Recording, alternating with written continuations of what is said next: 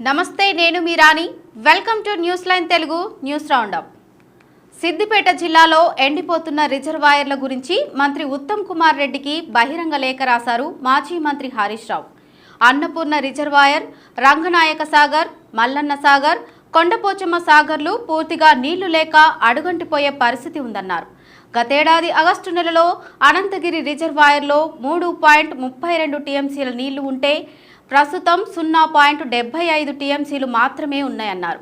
రంగనాయక సాగర్లో గతేడాది 2.38 టీఎంసీలు ఉంటే ప్రస్తుతం 0.67 టీఎంసీలు, మల్లన్న సాగర్లో 18 టీఎంసీలు గాను ప్రస్తుతం 8.5 టీఎంసీలు, కొండపోచమ్మ సాగర్లో 10 టీఎంసీలకు గాను ప్రస్తుతం 4.5 టీఎంసీలు మాత్రమే ఉన్నాయని లేఖలో పేర్కొన్నారు.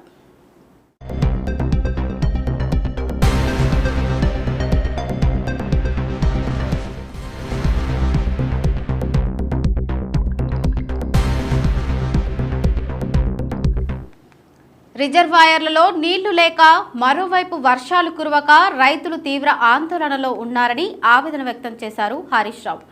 పంటలు వేయాలా వద్దా అనే అయోమయంలో కొంతమంది రైతులు ఇబ్బందులు పడుతున్నారని అన్నారు. గతేడాది ఇదే సమయంతో పోలిస్తే పంటల సాగు విస్తీర్ణం కూడా తగ్గిపోయిందన్నారు.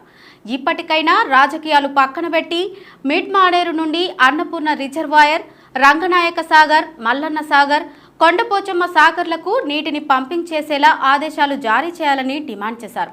కాలువల ద్వారా నీటిని విడుదల చేసి ఆయకట్టుకు నీళ్లందించేలా చర్యలు తీసుకోవాలని కోరారు.